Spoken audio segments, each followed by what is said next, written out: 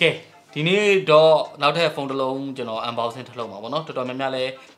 မမျောထားတော့ပါဘူးဘာလို့လဲဆိုတော့ကျွန်တော်ဒီနေ့ unboxing လုပ်ပေးမယ့်ဖုန်းကတော့ဖုန်းပါပို့လိုက်တာပါ Sony ရဲ့ Xperia 10 ကိုကျွန်တော်ဒီနေ့ unboxing လုပ်ပေးမှာပါဆိုတော့ကျွန်တော်ဒီနေ့ review နေကူညီပေးထားတာတော့ဖုန်းပါနေပဲကူညီပေးထားပါဒီဖုန်းရဲ့ပတ်သက်ပြီးတော့ဒီနေ့ဈေးကတော့16သိန်း4တောင်းမှာကျွန်တော်4သိန်းကျော်တန်လက်ချက်တစ်ခု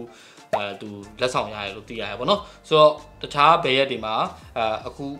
ဘယ်ဈေးဖြစ်နေရလဲဆိုတာသိချင်ရင်တော့ကျွန်တော် caption မှာ tag တွဲပေးထားတဲ့ဖုန်းမရဲ့ Facebook စာမျက်နှာမှာတွားရောက်မင်းနဲ့စုံစမ်းဝယ်ယူအားပေးလို့ရပါတယ် review တွေကူညီပေးတဲ့ဖုန်းမကိုလည်းကျေးဇူးအများကြီးတင်ပါတယ်အကယ်၍အမဲအောင်ပေးရဆိုရင်တော့ကျွန်တော်အဲ့စကားကိုပြန်ရောက်သိမ်းပါမယ်စရပါဆိုတော့ကျွန်တော် unboxing လေးလုပ်ကြည့်ကြပါတော့ဆိုတော့ဒီကောင်းရဲ့ unboxing experience ကတော့15ရဲ့ unboxing experience တူမလားမသိဘူးပေါ့နော်ဒါပေမဲ့တစ်ခုရှိတာဒီသူကတော့အပေါ် plastic လေးပါပုတ်ပေးထားတယ်ဆိုတော့ကျွန်တော်ဒီ plastic တွေကိုအရင်ဝါမယ်ပေါ့နော် okay အဲ့တော့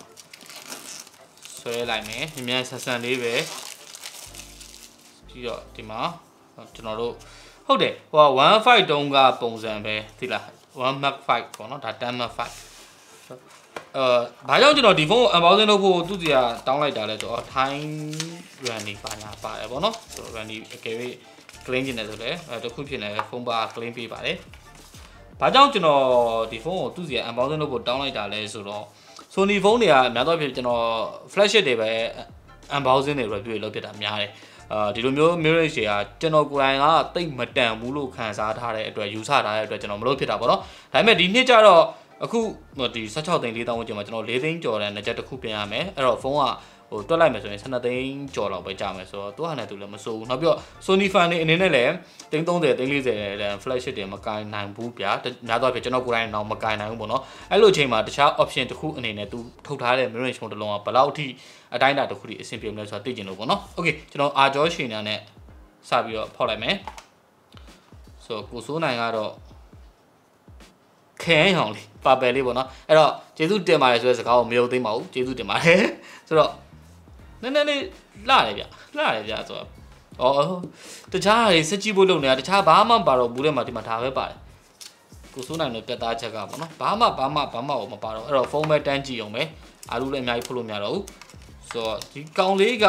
6.1 inches display လေးဗျ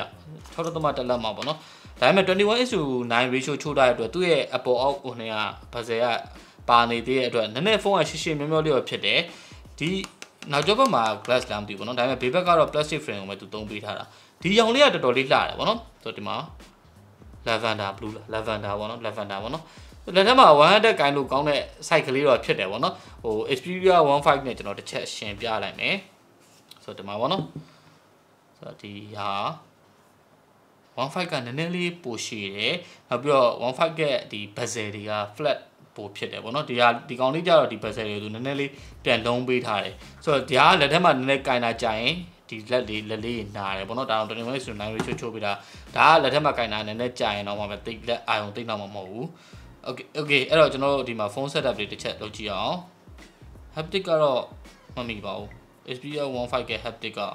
တကယ်ဟိုမတရားကောင်းလုံးတယ်ဒါကြီးကနည်းနည်းဝူနဲ့ haptic ကတမျိုးပဲပေါ့နော်ဆိုတော့ဒီဖုန်းနဲ့ပတ်သက်ပြီးကျွန်တော်ပြောရမယ်ဆိုရင်ပထမဆုံးချက်က display က OLED ကိုမှကျွန်တော်တို့21:9 ratio Full HD resolution ဒါပေမဲ့သူ့မှာ high refresh မပါလာဘူးဆိုတော့အခုချိန်မှာဗျာ Google လို့ဖုန်းမျိုးအောင်မှာပဲ high refresh ကိုသူတို့ရဲ့ mirror ဖုန်းမှာထည့်လာတဲ့အချိန်မှာhigh refresh မပါတဲ့ brand နှစ်ခုပဲရှိအောင်မှာသူတို့ mirror လို့ပြောမှာလားတစ်စင်းနေတဲ့ဖုန်းလို့ပြောမှာလား iPhone ဆိုရင်လည်းသူ iPhone 14 မှာ14 Plus မှာ high refresh မပါသေးသလိုSony မှာလည်း high refresh မပါသေးဘူးဆိုတော့ကျွန်တော်ပြောခဲ့သလိုမျိုးပါပဲ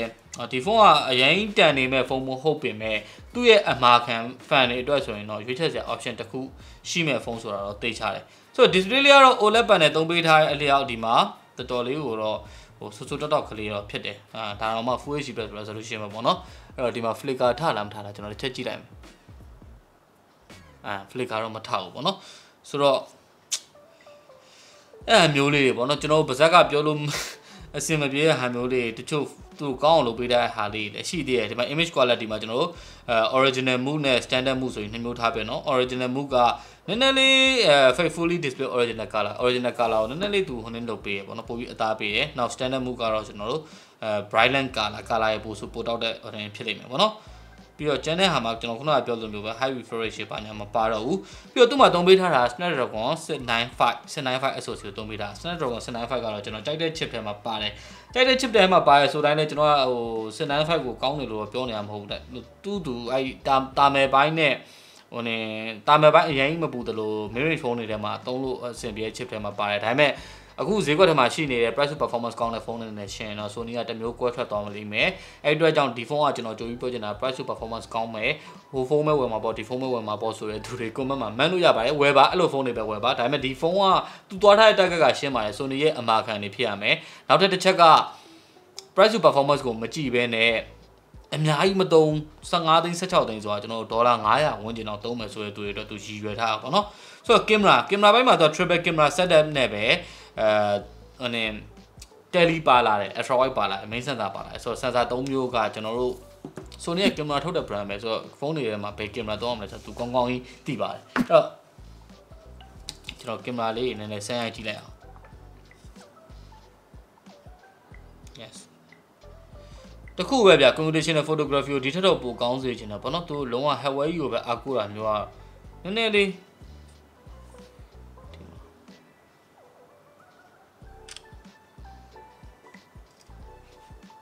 ဒီမှာပေါ့နော်မမြင်ရတဲ့အတိုင်းပါပဲဒါ main sensor ကိုကျွန်တော်တုံးလိုက်တာပေါ့နော်ဆိုတော့အရင် point and shoot တွေမှာတော့ကိုစိုးနီအောင်ဖြစ်တယ်ကိုစိုးနိုင်မှာပဲကျွန်တော်လိုအပ်ချက်ကလေးရောတွေ့နေရတော့မယ်ပေါ့နော် okay ဒီမှာပြည့်တယ်မှု okay အများကြီးတော့မပါဘူးပေါ့နော်သူကလည်းသူတို့ရောဟိုလုတ်ပေးထားလေးတွေကတော့ရှိပါတယ်ဒီစည်းတဲ့ဝင်မှာကင်မရာအကောင်းဆုံးဖုန်းမဟုတ်တာတော့သိကြတယ်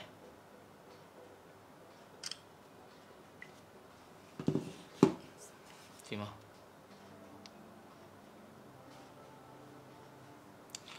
ဆိုတော့ကျွန်တော် speaker လေးစမ်းကြည့်အောင် stereo speaker ကိုသုံးပေးထားရပါတော့ဒါလေးကတော့အဆင်ပြေတယ်ပြောရမယ်အဲ့တော့ speaker အနေနဲ့ဘယ်လောက်ပါလာမလဲဘယ်လောက်ပါထားမလဲတဲ့ဘယ်လောက်အနေထားရှိလဲကျွန်တော် Xperia ရဲ့ ringtone လေးကိုနားထောင်ကြမယ်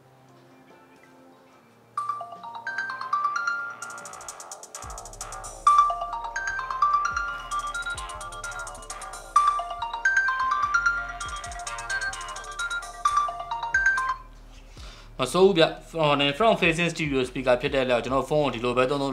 အတန်ကဟို balance အတန် balance ဖြစ် balance ဆောင်ပြောရ speaker placement ကကောင်းတဲ့အတွက်ကျွန်တော်ဒီလိုမျိုးသွားမယ်ဗျအတန်တွေကအဲ့အလေးကတော့ Sony ရဲ့ trademark ပဲပေါ့နော်ပြီးတော့ဒါထုံးတဲ့အပေါ်အောက် bezel လေးပါလေးတွေလှပါတယ်တော့လည်းသူကရိုးရှင်း simple ဖြစ်တယ်